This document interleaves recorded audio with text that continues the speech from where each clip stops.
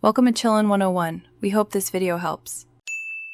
You start by confirming the essentials: environment URL, user role, and app credentials.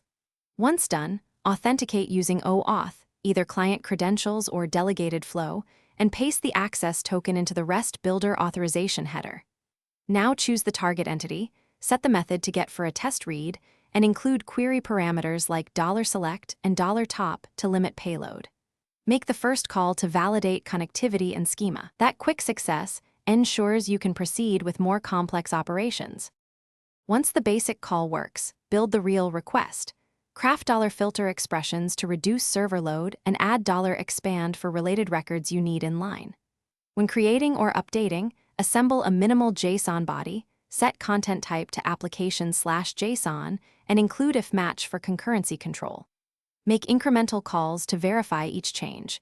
You should preview responses, inspect headers like data version, and refine payloads. By iterating this way, you avoid breaking integrations and learn why each parameter matters. You finish by validating output, saving the final request template, and exporting sample payloads for developer handoff. If you encounter a 401 or 403, refresh or reissue tokens and confirm app permissions. For 412 precondition failures, fetch the latest ADAG and retry with if match.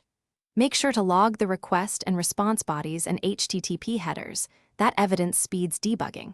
Finally, export the configured call from Rest Builder so you can reproduce or generate code snippets for automation. Thanks for watching. Consider subscribing if we helped you.